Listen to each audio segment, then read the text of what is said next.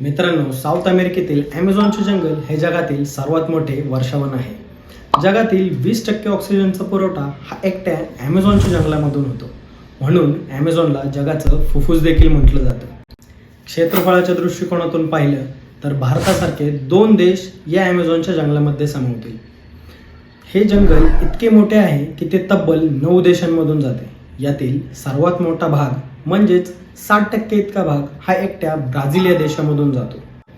मित्रांनो, आत्तापर्यंत झालेल्या संशोधनानुसार ॲमेझॉनच्या जंगलामध्ये जवळपास 40,000 प्रकारच्या वनस्पती, 30,000 प्रकारचे झाडे आणि 5,000 प्रकारचे पक्षी आणि प्राणी या ॲमेझॉनच्या जंगलामध्ये आहेत. हे जंगल इतकं घनदाट आहे की काही ठिकाणी सूर्याची किरणे देखील जमिनीपर्यंत पोहोचत नाहीत. ज्याप्रमाणे मनुष्याला आत्तापर्यंत समुद्र पूर्णपणे उजागर करता नाही आला, त्याचप्रमाणे ॲमेझॉनचे जंगलही पूर्णपणे उजागर झालेले नाहीत.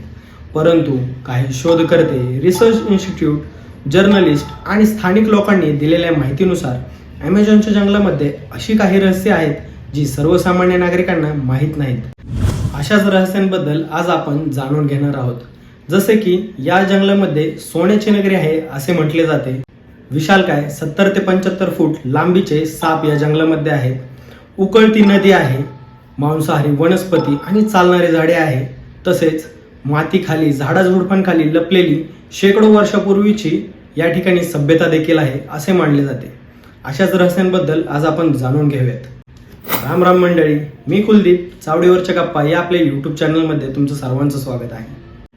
द लॉस्ट सिटी और सिटी ऑफ गोल्ड या सिटीला एल डोरेडो किंवा सिटी ऑफ झेड या नावाने देखील ओळखले जाते. पर्सी फोसेट नावाचा एक ब्रिटिश शोधकर्ता या सोन्याच्या शहराचा शोध घेण्यासाठी ॲमेझॉनच्या दिशेने निघाला.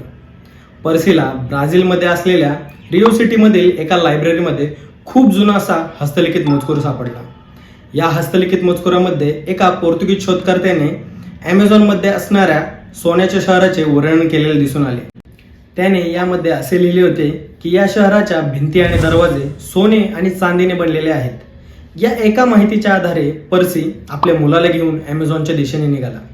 तो गेला तर खरे ॲमेझॉनच्या दिशेने, परंतु तो परत कधी माघारी आलाच नाही. ॲमेझॉनमध्ये आत्तापर्यंत खूप अशी जुनी शहरे सापडली, परंतु सोन्याची नगरी आत्तापर्यंत कोणालाच सापडलेली नाही. Boiling river. एवढ्या मोठ्या जंगलामध्ये नदी, पाण्याचे स्रोत असणे सामान्य गोष्ट आहे, जेणेकरून जंगलातील प्राणी या पाण्याच्या स्रोतांपासून आपली तहान भागवू शकेल. परंतु एखाद्या नदीचे पाणी उकळते असेल तर पाणी प्यायचे सोडा, नदीच्या जवळ जायला देखील प्राणी घाबरतील. अशीच एक नदी ॲमेझॉनच्या जंगलामधून वाहते, जिचे तापमान जवळपास 100 डिग्री सेल्सिअस असते. या नदीला बॉइलिंग रिव्हर म्हणून ओळखले जाते. शास्त्रज्ञांच्या मते नदीच्या खाली सक्रिय ज्वालामुखी असल्याने या नदीचे तापमान इतके जास्त असते. मांसाहारी वनस्पती. या रहस्यमय जंगलामध्ये मांसाहारी वनस्पती आणि झाडे आहेत, जे वन्य प्राणी आणि किडे यांना आपली शिकार बनवतात. राल्फेसिया अर्नाल्डी या नावाचं एक अतिशय विशाल फूल या जंगलामध्ये आहे. हे विशाल फूल आपल्या मंत्रमुग्ध करणाऱ्या सुगंधाने लहान प्राणी आणि किडे यांना आपल्याजवळ आकर्षित करते. हे लहान प्राणी आणि किडे आपल्याजवळ आल्याच्या नंतर हे फूल आपले पाकळ्या बंद करते आणि जीव गदमरून या प्राण्यांचा जीव जातो. आणि जोपर्यंत आपली शिकार फस्त होत नाही तोपर्यंत हे फूल आपल्या पाकळ्या उघडत नाही. या एवढ्या विशालकाय रहस्यमय अशा ॲमेझॉनच्या जंगलामधील आणखीन काही रहस्य जाणून घ्यायचे असेल तर आम्हाला कमेंट बॉक्समध्ये नक्की कळवा. आणि व्हिडिओ आवडल्यास व्हिडिओला लाईक आणि शेअर करा आणि चॅनलला सबस्क्राईब करायला विसरू नका.